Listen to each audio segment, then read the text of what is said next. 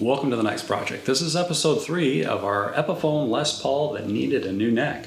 And we're getting close. We've taken a big block of wood, done a lot of work to get to here. Let's take a look at everything that's going on as we start the next project.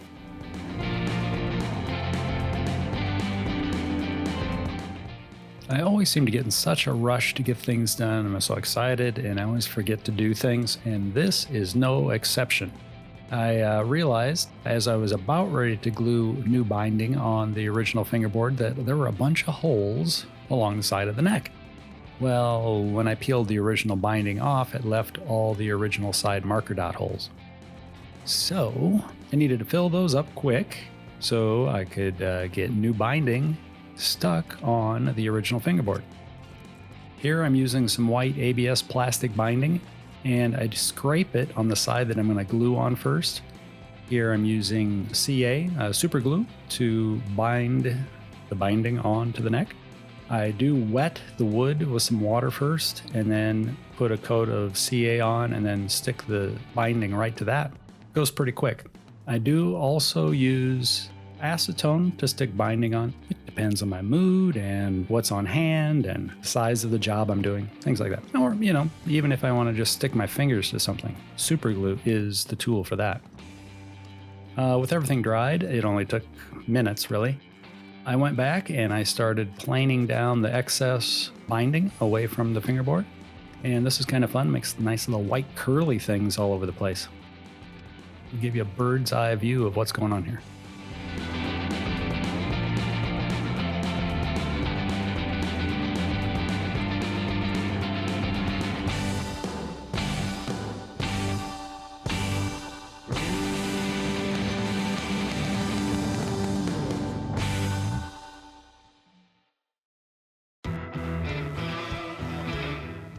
There's only like 100 things to do before I can do something as simple as glue a fingerboard on the neck. I decided to do an upgrade. I'm adding binding to the headstock, which this guitar did not have binding originally. It was just the black face coating, and the old neck was painted black everywhere, I guess so. Here I'm using a rabbeting bit, not a rabbet, not the little furry thing with big ears, but a rabbeting bit. Cuts just a little channel in the wood as I go around. And this is actual speed, so I was moving pretty slow. The bit is spinning fast, but I was moving slow. The depth of cut of the bit can be adjusted by moving the bit up or down, and how far into the wood it cuts can be adjusted by changing out that bearing that's riding up against the side of the neck. So I not only have the rabbeting bit, I also have a stack of bearings to go with that bit.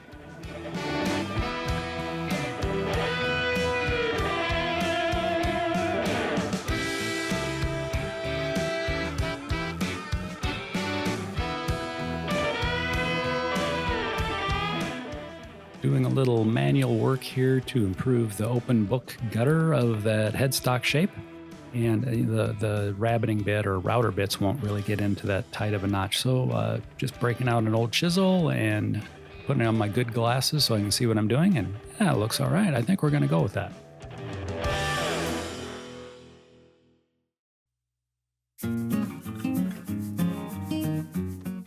Time for more binding, and I'm clamping the binding to my bench and scraping it with a single edge razor blade on one side, and this is the side that I'll be gluing to. 2 reasons for this. One is to get the shine off of the plastic so it will melt on, stick better. The other is to level out the binding, because the binding isn't perfectly rectangular. It has a little wave to it. I use super glue on the fingerboard. Here I'm using acetone actually to melt the binding right to the neck wood. Ask me why, I'd have to say I don't know, probably because I felt I would be fumbling around with super glue on this. I needed a little more working time. And also the acetone will melt the binding to fit a little bit better. Super glue will just stick it on there, but acetone will soften the plastic and melt it to the surface.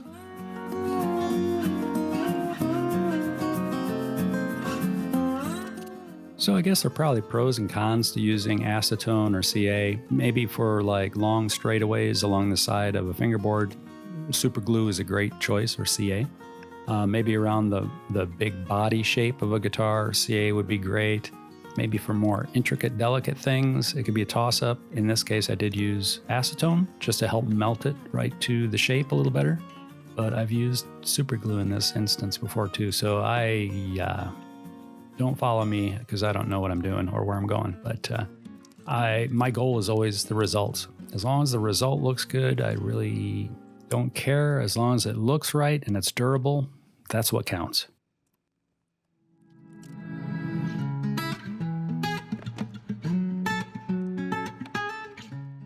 Acetone does take considerably more time to dry out and allow the plastic to get hard again, so I probably waited till the next day, or maybe this was late afternoon when I went back after it. But I'm using cabinet scrapers and single edge razor blades to kind of bring all the levels of the new binding down closer to the finish headstock shape. It was actually a lot of work.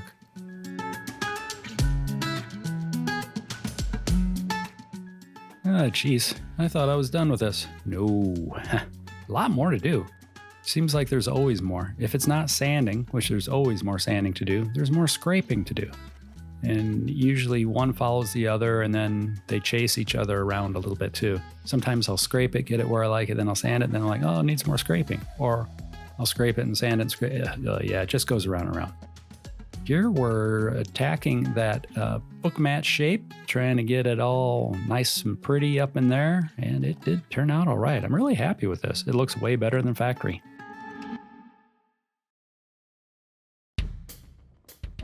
Fingerboard is just roughly taped in place, and I'm aligning the neck, making sure I have all my cutting done where I need it to be, checking the offset and the spacing and the width and the length and everything of that spoke wheel adjustment on the truss rod.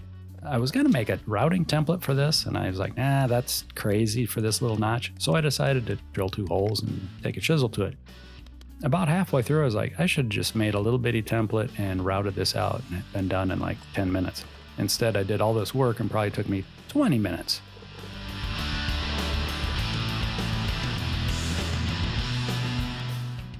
Yeah, I don't have a great working process, do I? No.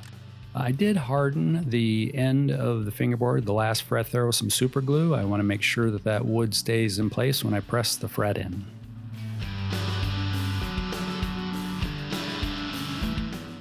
We're moving right along. We have got a lot done. The veneer is added to the headstock. The shape has been trimmed out. We've added a little routing around the edge and added binding to the headstock. That's an upgrade from original. The neck's not broken. That's an upgrade from original too.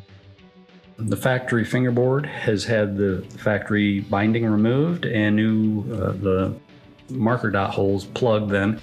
That all cleaned up. Then new binding added, scraped back to size. We've added a notch for access to the truss rod spoke wheel back here, so that's good. Drilled a couple spots and added locating pins, which are just the plastic tip thumbtacks. They just go in there somewhere like that. And that's just so when I glue the fingerboard to the neck, I push those in and it keeps the fingerboard from sliding around on the glue while I'm getting it all clamped together. So that's about ready. The surface of the neck that will be receiving the fingerboard has been sanded with 100 grit paper and cleaned good. The back of the fingerboard has been sanded with 100 grit paper and cleaned really well.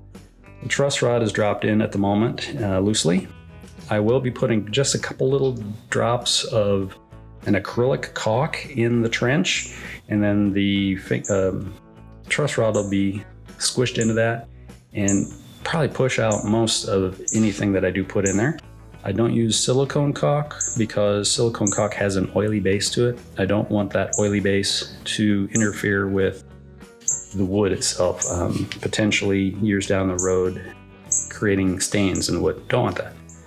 So acrylic caulk or no caulk at all. This trench is really well fit. Next, do this throughout the course of the year as humidity goes up and down. The truss rod adjustment area right here, this chrome area, I will be adding some rock hard wood putty over the top of that, crushing it down in there and scraping that back before I glue the fingerboard on. So we're really close to being ready to glue the fingerboard on this. So I should stop talking and we should get back to work. Get back to work as we continue with the next project. I was getting really excited. I was like, oh, I'm going to glue the fingerboard on here in just a minute. And then I was like, you know what? I should black out that little hole where the spoke wheel goes, make it all covert looking. That'd be cool. And here I am mixing up some rock hard wood putty, and this is just to smash in right around where that chrome part of the truss rod is. And this gets hard. It gets really hard. You can sand it, but it gets hard. And it's not going to affect the strength of the neck in any way. It's really just to help anchor the truss rod back there and take away any flex in that back area. Keeps the truss rod from moving. The neck is now clamped by the headstock to the bench. A piece of tape over the truss rod, some tight bond original wood glue. The fingerboard's dropped in place and held in place by 2 thumbtacks. And now I'm using the old rubber band rodeo trick. I've been doing this for 4 or 5 years now? 4 years? I don't even know. I have to look back at my videos. First time I used this, I was a little skeptical. I was thinking, it's a little cumbersome.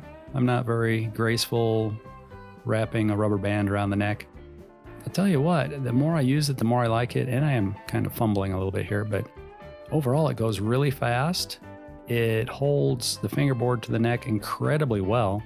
If you want to put a curve in a neck, like a bow, predetermined bow, you could set your truss rod for that bow and then do this to clamp the fingerboard to the neck and the truss rod, and it will hold everything in that shape.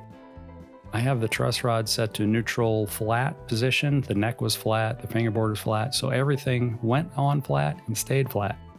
The nice thing about the rubber bands is it will allow things to relax to the position that they want to be in. So if you have them set flat, they will stay flat. If you have it set to a bowed shape, it will allow parts to move to that bowed shape.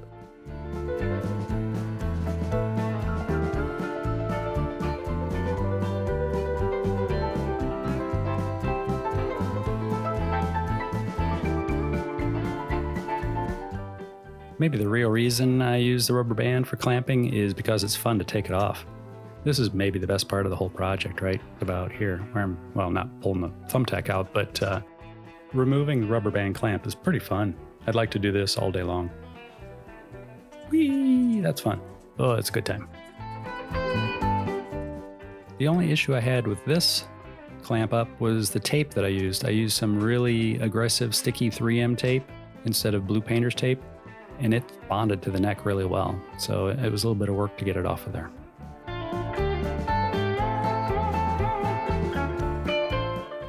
I am scraping and sanding my life away, it seems. Every time I turn around, I'm sanding or scraping on something. Now with the fingerboard in place and all the binding in place, I'm able to seek and find the final shape of the neck, all the way up around the volute, from the sides of the headstock into the binding at the headstock. So now is kind of final rep finish work going on. There will be a little more sanding to do right before I add a little color to this, or final finish coats, whether it be true oil or a clear urethane or whatever I use, but there's always more sanding. Whoa, high-speed sanding on the headstock, cleaning up the book match a little bit, not the book match, the open book headstock shape. And she's looking kind of like that. Still moving right along. Fingerboard is now glued on. The truss rod is set to neutral, and it is flat as flat can be, except for where the markers are, and they're a little concaved as we go along. So we are going to be resanding this just to get everything even closer to where it belongs. I did a little bit of final reshaping along the sides of the neck and the back of the neck. I had a bit of a high spot on the treble side all the way along. And I've been using one of these StuMac gauges along the length just to eyeball it. Also using a straight edge and a light behind it to make sure the arc or the radius is pretty uniform. That's all good. Finished sanding the edges and the sides and the back of the headstock. That's all good. The binding looks good. Our little cutout looks good. It's blacked out on the inside, so if anybody happens to look down from the top, all they'll see is darkness. So the wheel goes in there nicely. I have the screw out of it so it's loose. So we've got the fingerboard flat, roughly cleaned up everywhere. It's looking good. I'm going to now sand and refresh the radius on the face of the fingerboard. What else? I don't know. I'm running out of time. It's about beer 30, so I'm gonna have to go get a pretzel and a beer somewhere, I think. But we're looking really good. We're moving along, and I'm just gonna get back to it and work as long as I can before I go for refreshments. Well, let's get back to the regularly scheduled program.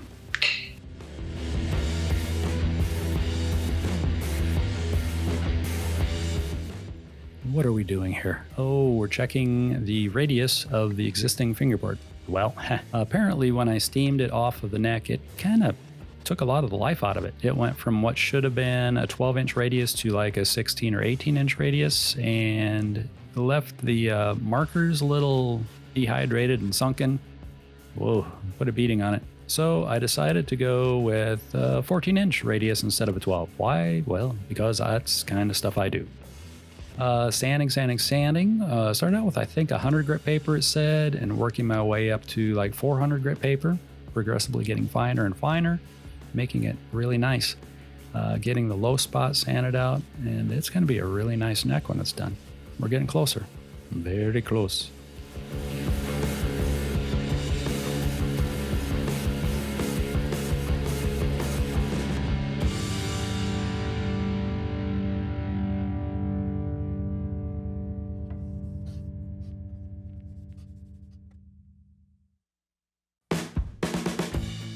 This is kind of two upgrades in one. First upgrade of this would be the thicker headstock, which will give the neck and the headstock more strength, which leads to a potential issue of the factory tuners not being deep enough to get through a thicker headstock. Well, how do we fix that? That's pretty simple. We recess the face of the mounting hole so the tuners will have a standard thickness headstock to get through. That's pretty clever. I like it. I've done this before. It's really not that clever. I borrowed the idea from somebody else, actually. I couldn't tell you who, because I don't know. A lot of people have done it. Used a 5/8 inch diameter Forstner bit to drill the shallow well. I'm not sure what diameter brad tip bit that is, but I drilled about 95% of the way through.